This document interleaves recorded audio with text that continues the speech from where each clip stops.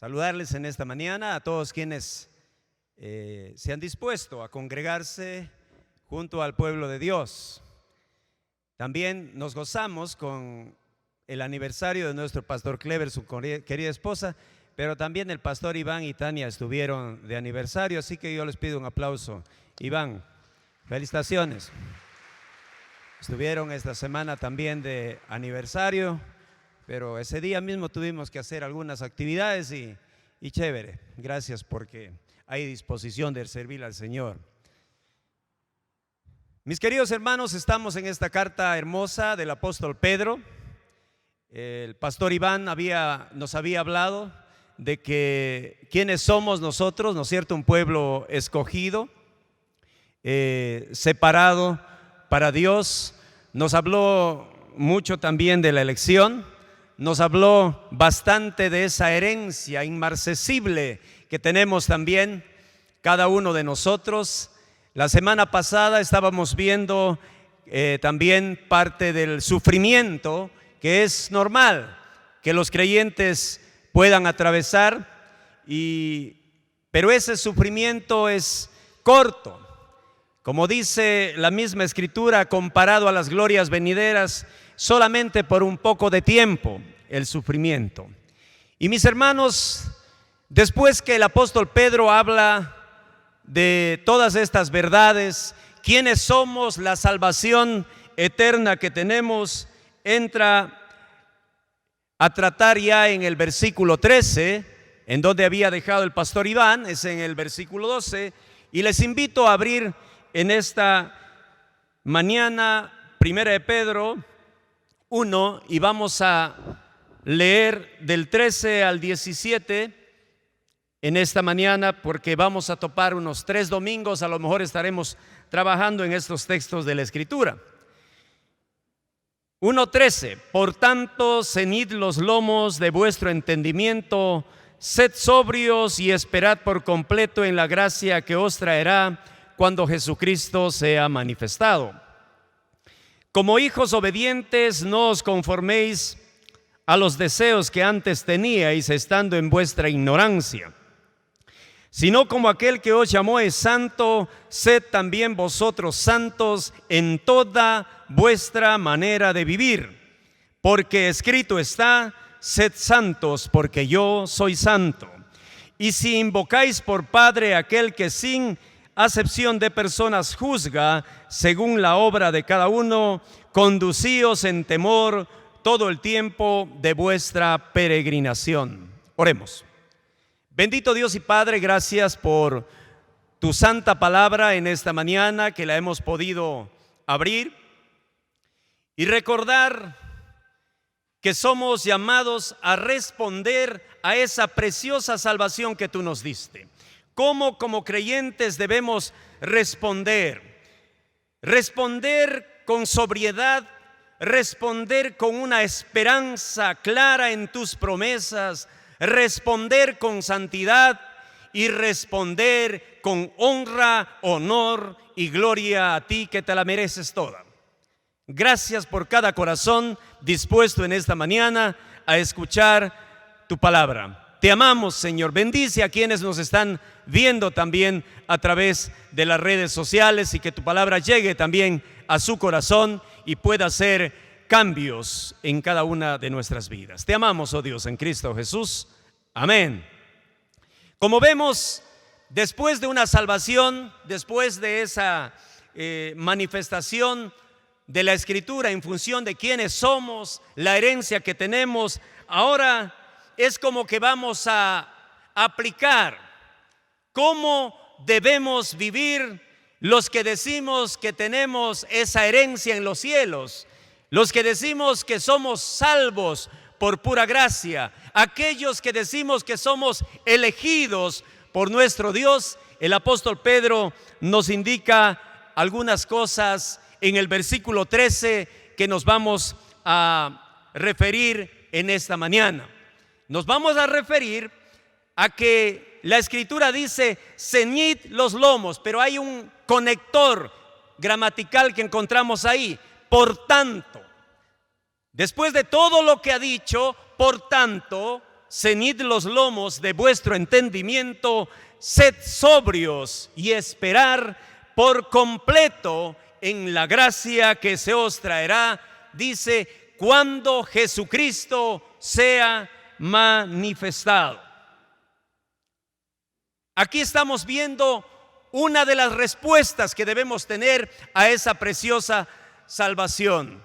Poder vivir ceñidos, dice, los lomos de nuestro entendimiento, sed sobrios, es decir, no desequilibrados, sobrios, y esperad por completo, dice, esa manifestación de nuestro Señor Jesucristo.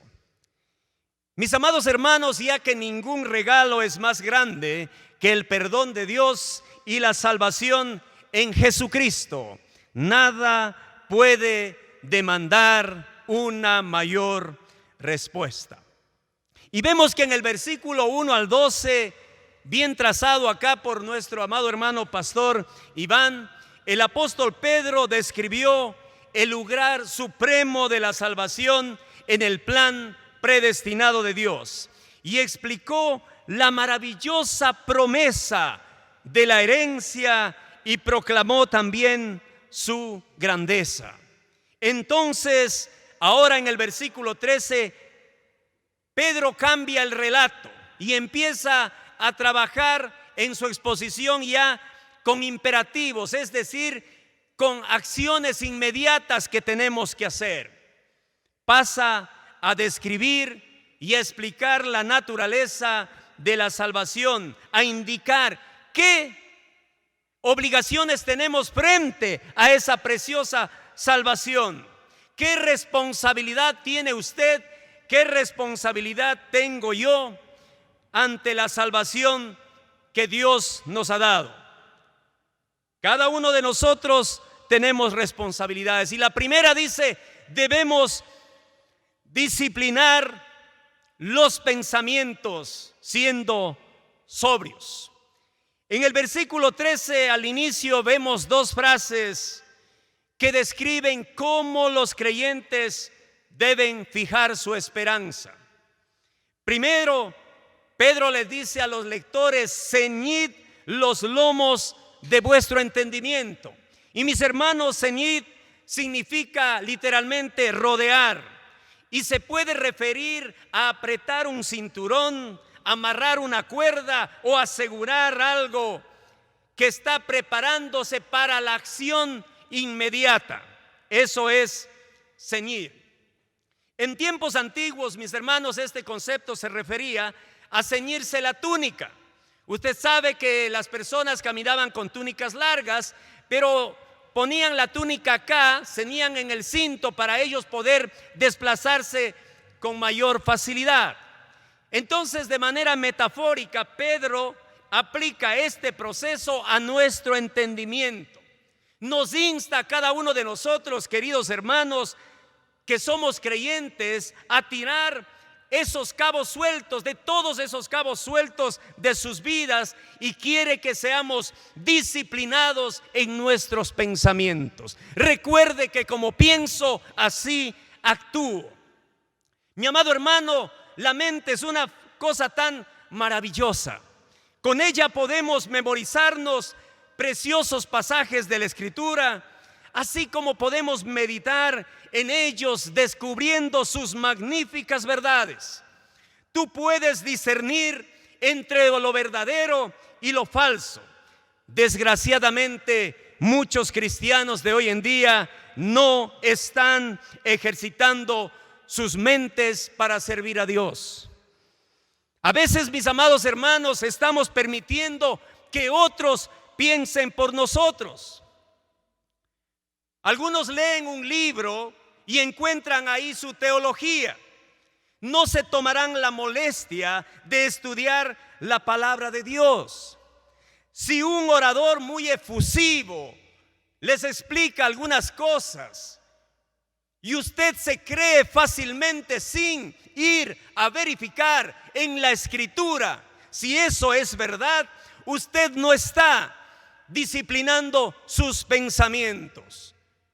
Mis amados hermanos, necesitamos reconocer que la autoridad de Dios en todo sentido de doctrina está en la Sagrada Escritura.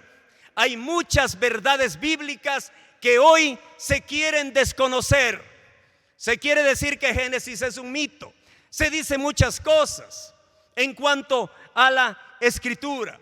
Se habla mucho de lo relativo, poco de lo absoluto. Y a veces cristianos de muchos años de vida en la fe sucumben frente a estas pretensiones de personas que pueden hablar cosas fuera de lo que está en la palabra de Dios. ¿Por qué pasa, mis amados hermanos? Porque no nos concentramos en estudiar adecuadamente la palabra de Dios. Está en nuestro idioma. Hay mucha facilidad para poder ahora estudiar la Escritura. La iglesia abre también programas de estudios bíblicos para poder nutrirnos, irnos alimentando a fin de que nuestro entendimiento se vaya enriqueciendo y disciplinando para no ser presa fácil de aquellas doctrinas o corrientes antibíblicas que pueden golpear con fuerza a la iglesia en este tiempo. El apóstol Pablo también nos insta a que maduremos en nuestro pensar. El apóstol dice: hermanos, no sean como niños en el modo de razonar. Sean, dice, como niños en cuanto a la malicia, pero en su modo de razonar actúen ya como gente madura. Eso dice Pablo cuando escribe a los Corintios en el capítulo 14, verso 20 de su primera carta. El mismo apóstol Pablo también en 1 Corintios 13, 11 dice: cuando yo era niño, mi manera de hablar, pensar y razonar era de un niño, pero cuando llegué a ser hombre, dejé atrás las cuestiones de un niño.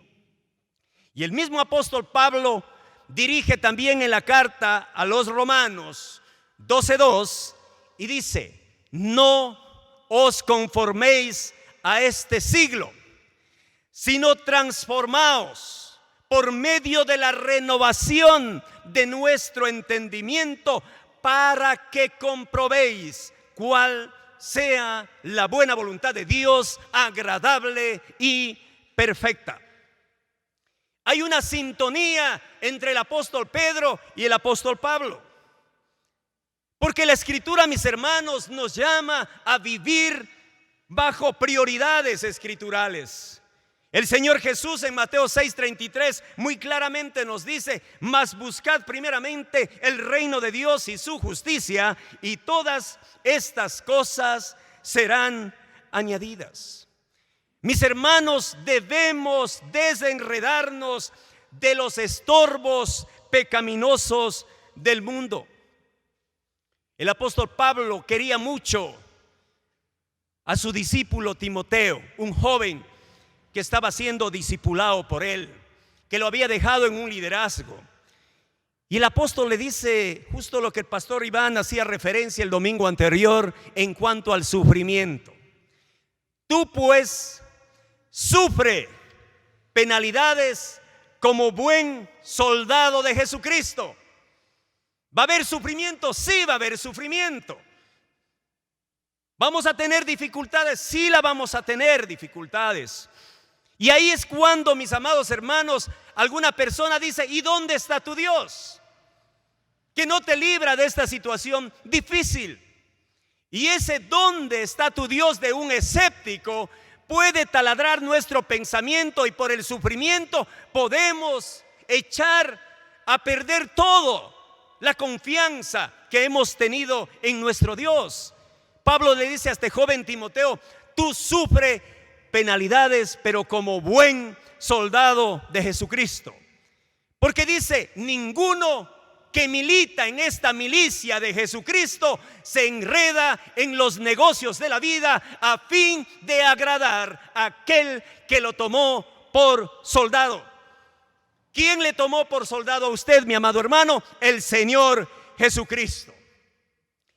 También el apóstol Pablo le dice a Timoteo, y también recuerda, el que lucha como atleta no es coronado, sino lucha legítimamente.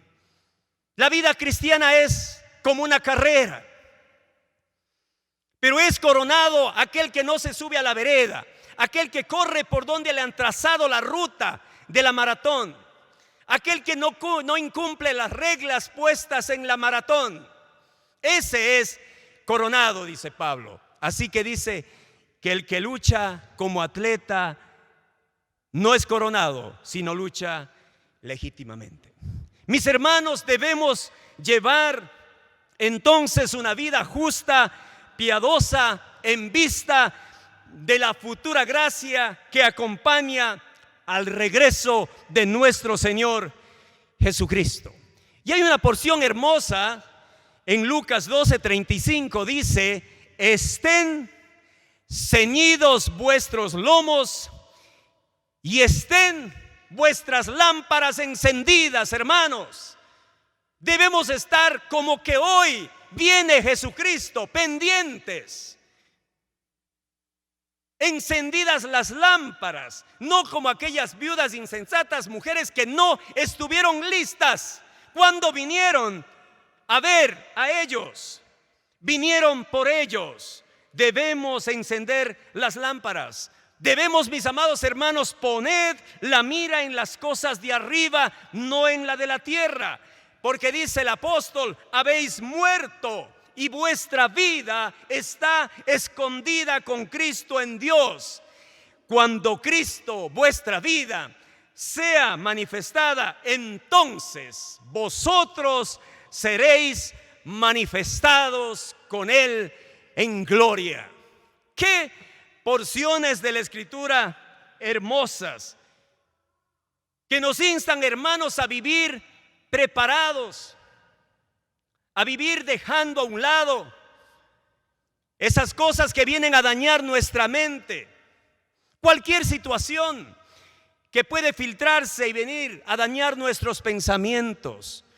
Como pensamos, actuamos. ¿Qué estamos alimentando? A veces las dudas, a veces los reclamos a Dios porque Él no se acuerda de nosotros. A veces lo que mucha gente puede decir, que es mejor disfrutar de esta vida, total chulla vida, y después pues ya veremos qué pasa. No, hermanos, el apóstol nos dice: ceñid vuestros lomos de vuestro entendimiento, que nuestros pensamientos sean disciplinados. La segunda frase que encontramos allí es el término importante: sed sobrios, y significa literalmente no intoxicarse, que es perder el control de pensamiento y la acción. Significa no perder, mis hermanos, la autoridad espiritual al absorber el sistema pecaminoso del mundo. Implica todo el reino de la firmeza y del dominio propio espiritual. Tener, mis hermanos, claridad de mente, disciplina de corazón, encargarse de las prioridades, equilibrar la vida que no está sujeta a la influencia dominadora y corrupta de las seducciones de la carne. Debemos hacer que nuestra vida no sea jalada mediante la concupiscencia hacia el pecado. Debemos deshacer entonces, centrando nuestras prioridades en lo espiritual, y que nuestra vida, como digo, no esté sujeta a esa influencia corrupta, pecaminosa de las seducciones de la carne. El apóstol Pablo dice: ya estuvimos en ese tiempo. Cuando escribe a los Efesios en el capítulo 2, verso 2, dice: en los cuales anduvisteis en otro tiempo, siguiendo la corriente de este mundo, conforme al príncipe de la potestad del aire, el espíritu que ahora opera en los hijos de desobediencia. Ya estuvimos en ese tiempo, ya no, ahora no, estamos en otro tiempo. Hemos sido rescatados de esa vana manera de vivir. Y Pablo mismo dice a los filipenses, para que seáis irreprensibles, sencillos, hijos de Dios, sin mancha, en medio de una generación maligna y perversa, en medio de la cual resplandecéis, dice, como luminares en el mundo. El apóstol Pedro va a la par con el pensamiento del apóstol Pablo en torno a lo que debemos hacer. Ceñid nuestros lomos de vuestro entendimiento y sed sobrios, no dejarnos intoxicar. Sobrio es lo contrario de un ebrio. Un ebrio anda desequilibrado, el sobrio anda equilibrado y lo logra mediante la acción espiritual, mediante el sometimiento a la palabra, para andar sobrio, no mareado, no chumado en esta vida. Así vengan las pretensiones del mundo, las pretensiones de la carne a querer intoxicar nuestro caminar en santidad, que nosotros podamos poner un freno a cualquier acción de la carne. La siguiente frase que el apóstol Pedro dice es que debemos esperar por completo en la gracia que os traerá. Luego de que dice sed sobrios, Pedro lanza el verbo esperar, pero es interesante. Aquí, mis amados hermanos, está en tiempo presente, está en modo imperativo y también está con una voz no pasiva, con una voz activa. Este esperar que dice Pedro es interesante. Nos exhorta a los creyentes con una forma militar, en una clase decisiva de acción, y dicen esperar como un acto obligatorio de la voluntad, hermanos, no simplemente un sentimiento emocional. Dios ordena a vivir de manera expectante, anticipando con una esperanza viva su herencia reservada en los cielos para ser manifestada en los tiempos postreros. Herencia que ya fue detallada en las exposiciones anteriores. La verdadera esperanza es una realidad espiritual vital. ¿Por qué, hermanos? Porque es una de las tres virtudes supremas de la vida cristiana. Corintios 13:13, cuando habla del amor, dice: y ahora permanecen la fe, la esperanza y el amor. Básicamente, la esperanza es la actitud del cristiano hacia el futuro. Pablo le dice a Tito en el capítulo 1, verso 2: en la esperanza de la vida eterna, la cual Dios, que no miente, prometió desde antes del principio de los siglos. Y el 2:13 de Tito dice: aguardando la esperanza bienaventurada y la manifestación gloriosa de nuestro gran Dios y Salvador Jesucristo. Y el 3:7 de Tito dice: para que justificados por su gracia viniésemos a ser herederos conforme a la esperanza de la vida eterna. Mis hermanos, en su esencia, esperar es equivalente a tener fe, es confiar en Dios. Aquí hay una diferencia entre estas dos actitudes.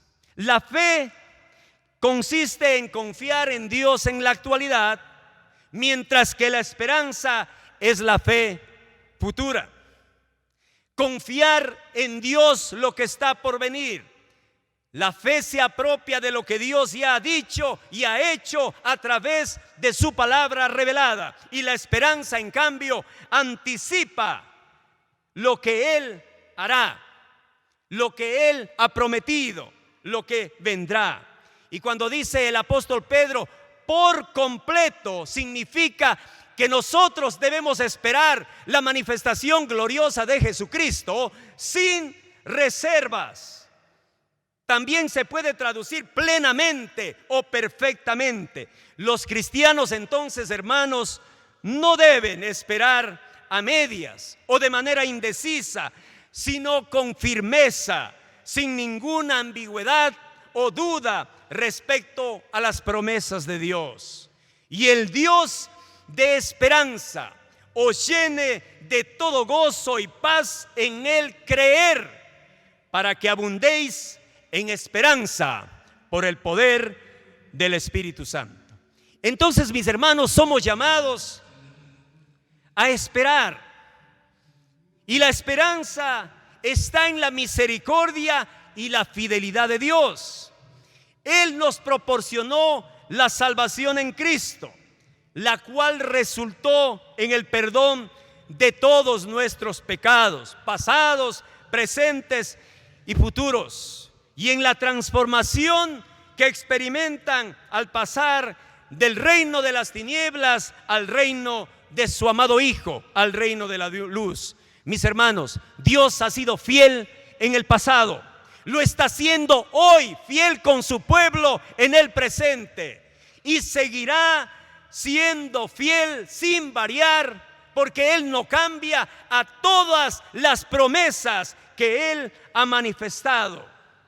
Aunque la esperanza es beneficiosa, mis hermanos, para asentar y fortalecer a los santos, es también una forma de adoración que descansa en la fidelidad de Dios y por ende glorifica su nombre. Usted puede adorar a Dios también esperando confiadamente en la venida próxima del Señor Jesucristo. La esperanza bíblica afirma la integridad de la promesa de Dios y declara que Él es un Dios que cumple el pacto. Decimos que Él es un Dios de pactos, que cumple promesas. Lo va a cumplir, amado hermano, lo va a hacer. Y la característica fundamental de la esperanza del creyente es la gracia que se les traerá. Pedro está usando aquí un término importante para ayudarnos a entender la seguridad de un acontecimiento futuro, refiriéndose a este acontecimiento como si ya hubiese ocurrido. Pedro está diciendo: vivan con esa esperanza como que Jesús ya se ha manifestado. Y este contexto exige claramente el uso del presente, cuando Jesucristo sea manifestado. Hermano mío, Pedro nos insta a nosotros entonces ahora a esperar esto como si fuera una realidad presente, y nos manda a los cristianos no a fijarnos la atención tal vez en esos eventos hermosos, tremendos, que habla Apocalipsis de la manifestación del Hijo de Dios. Tampoco reitera aquí las recompensas que los creyentes van a recibir. Más bien el apóstol Pedro nos exhorta a todos los creyentes a ver todas estas cosas desde el punto de vista de la total falta de mérito que tienen. Nosotros no tenemos ningún mérito, y al ver el cumplimiento de todas las promesas en gloria eterna, como la gracia que les traerá. Hermanos, Pedro nos dice: así como la salvación inicial fue enteramente por la gracia de Dios, también lo será su culminación en la glorificación y vida eterna que van a disfrutar en el cielo. Así como los creyentes no merecíamos la redención de nuestras almas, la morada del Espíritu Santo en nosotros, el perdón de pecados, tampoco merecemos la redención de nuestros cuerpos pecadores, el disfrute eterno de ese cuerpo de gloria que vamos a tener, ni los privilegios de la perfección eterna. la felicidad celestial, la misma comunión con el Padre. Todo lo que los elegidos reciben de Dios siempre se deriva, mis hermanos, del misericordioso propósito divino, no de la valía, el mérito que tengamos. Mis queridos hermanos, todo es por gracia y por mucho, por esto, por nuestra salvación, por sus promesas que se van a cumplir. Todo esto debemos ser agradecidos. Hace un rato cantamos precioso intercambio. Nosotros debíamos estar muriendo en la cruz por pecadores. Jesús tomó nuestro lugar. Porque los amo, voy a reemplazarlos en la cruz del Calvario. Y eso es gracia, eso es misericordia. Y por eso, mis hermanos, estamos llamados por la Escritura a ceñir nuestros lomos de nuestro entendimiento, a madurar en nuestro conocimiento del Creador, a llenar nuestros pensamientos de mucho ingrediente espiritual que solo proviene del estudio y meditación de su palabra. Una palabra que no tiene que ser adulterada ni interpretada tal vez ligeramente, que tiene que ser observada, interpretada y aplicada adecuadamente para nuestro crecimiento espiritual. Ceñid vuestros lomos de vuestro entendimiento. Qué hermoso que todos podamos disciplinar nuestros pensamientos. ¿Se ha dado cuenta que usted cuando piensa algo enseguida actúa en función de eso? Pedro dice: ceñid, amarren, aten, afirmen nuestro entendimiento para que no sea presa fácil de cualquier situación de afuera que venga a turbar lo que antes pensábamos con respecto a las promesas de Dios. Ni el mismo sufrimiento que ya fue detallado en prédica anterior que nos haga tambalear. No, por un poco de tiempo, pero más grande es la gloria venidera que este poco de sufrimiento que a lo mejor hoy estoy pasando.